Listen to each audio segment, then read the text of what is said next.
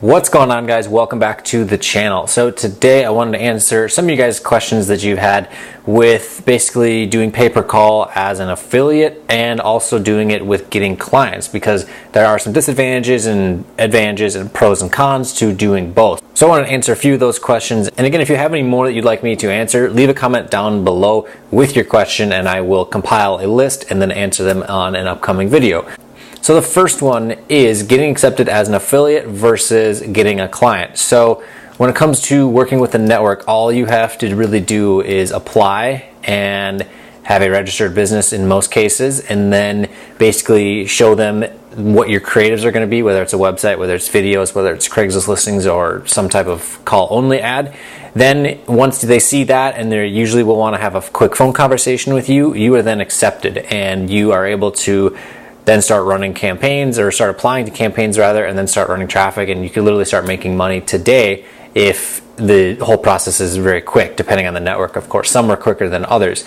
However, when it comes to getting a client, you have to have some ability to sell. You have to be able to demonstrate some value. With affiliate networks, you don't really have to sell a whole lot. You will only really need to explain a little bit on the phone with what your traffic generation method plans are and kind of a little bit of your experience and that sort of thing.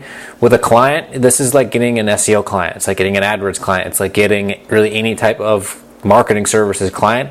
To begin with, they're skeptical already. So getting a client can be tough because you have to be able to sell to them and you have to basically explain to them the value proposition that you bring to the table. So what is their problem that we are solving with our marketing services?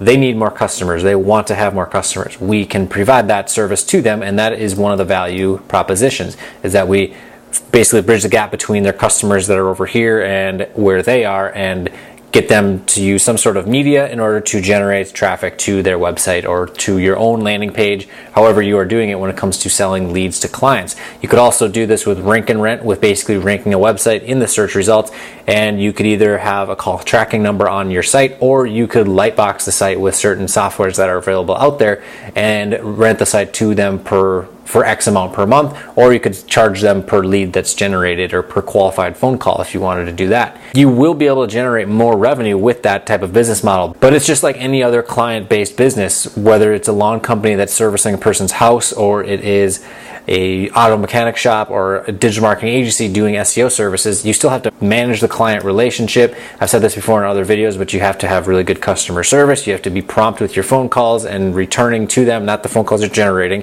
but you have to be prompt. Well, you do actually have to be kind of prompt with, like, obviously generating calls. You will have to keep in contact with them. It's not like the affiliate network where you apply, you have that one phone conversation, you probably don't talk to anyone for another month or two. With a client that's getting started with this, you need to be in somewhat frequent communication with, because at the very beginning, if you're not generating any leads yet, for example, if you're doing SEO and you're doing a pay per lead type of campaign, which is a model that you could go with, it's a little bit more risky and you have to invest more on the front end, but on towards the latter half of that first year of that SEO campaign, those last 6 months, you could absolutely kill it compared to just what a regular monthly retainer could be. I know I'm getting way off on a tangent, but bottom line is that you have to work a business just like any other business, whereas working for an affiliate network, you don't really have to talk to anyone. You don't have to sell anyone anything, with the exception of the people you're trying to convert on your campaign or on your offer. However, in exchange for not having to put up with that stuff, you will make a little bit less money as an affiliate versus selling the leads to a business. And so now for a real world example, let's just use water damage, because that's a really easy niche and that's what I'm pretty well versed in. And with an affiliate network, you can expect to get paid, we'll say 50 to 100 per qualified phone call that comes through. That's usually what it tops out at. Now, looking at just the data in some of these cities for water damage repair or fire damage restoration, the cost per click in some of these major metropolitan areas is anywhere between $200 to $450. And that is absolutely insane. So what that shows is that the value of a single lead is much, much higher. So when you can demonstrate the value of you being able to generate that traffic for that business, for example, ServPro is probably the biggest restoration company on the planet, honestly, definitely in the US. Or at least if they're not the biggest, then they're definitely one of the biggest for sure. But they are at the top of every single one of the ads and a lot of the organic rankings as well, because they have a massive budget, massive marketing team. But if they're willing to pay $400 per click to Google, that shows that their customers and their leads are worth a lot of money. So I would say that it's probably not out of line to ask, depending of course on the competition that you're facing and how much, again, value is being brought to the table per lead that is generated, but $250 to maybe even $500 per qualified lead would not be out of reach, especially because if someone becomes a qualified lead, it's probably going to be some type of insurance claim, and that's usually the case. If a fire happens in someone's house and they had to use water to put it out and everything just got really messed up, homeowners insurance is usually going to pay for that. And that generally means that corners are not going to be cut and the job price is going to be quite high. So they may pay $500 for this lead, and out of every 5 leads they turn into a job. So they spend $2,500 if it's 5 leads at $500. But that could potentially turn into anywhere between at least $10,000, I would say, on average, maybe even $5,000. And $5,000 is on the super low end. That's probably not very likely, but those types of jobs could scale upwards of $50K or more. So if they're making $50,000 per job, are they willing to pay $2,500 to get that one customer? Absolutely. Even if their margins are only 10%, they still made $2,500 profit after all expenses paid, including the advertising expense, and you were able to generate $2,500. So the earning potential can be substantially higher. However, there is one other downfall with working with clients. 9 times out of 10, I don't really see an affiliate network not paying their bill to you in most cases.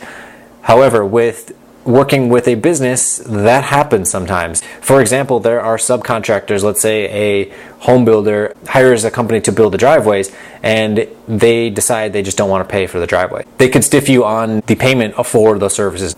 However, you do hold a bit more power versus a contractor that just spent a lot of money on concrete poured out for a bunch of driveways, because you can just turn off the ads or turn off whatever traffic generation methods you are using, and then that faucet of new customers is basically turned off and they can't get at this anymore because it just got turned off. The likelihood of that happening, though, if you are delivering leads to them and they're a reputable business, is pretty low. But that's something to definitely pay attention to. When it's the additional revenue coming in, is it worth the effort of having to do the extra work? Because you will also have to front up, essentially, unless you do a setup fee at the beginning where they have to pay maybe $2,000 for the setup and then X amount per lead that you generate after setting it all up, or however you end up working out the deal. That's something you will definitely want to pay attention to, because even if you're working at just a flat rate of per lead generated, you're going to be essentially taking out the operating cash of your business in order to get this campaign running. Whereas if it was just a retainer type client, they pay you every single month. You take those funds for that and invest it into their campaign. So just something that you have to be aware of. You have to do the same with affiliate networks, but their pay schedule can be adjusted. Whereas if you started the campaign in June and then you tally up how many leads were generated, let's say it's 60 leads or something like that, you may not see that money until middle of July, for example. So it's another thing to be aware of. You can certainly set up your terms so that way it has to be paid within a week or something like that with your clients. But anyways, guys, that's what I have for you today. If you have any more questions on this type of subject or anything else related to generating leads, doing pay-per-call affiliate marketing, digital marketing agency stuff, leave a comment down below. I'll compile a bunch of them together and answer some of those in an upcoming video. And as always, if you're not already subscribed, go down below, smash that subscribe button, and click the bell for notifications so that way you know when the newest content comes live. So my name is Wacek. Thanks for watching, and I will see you in the next one.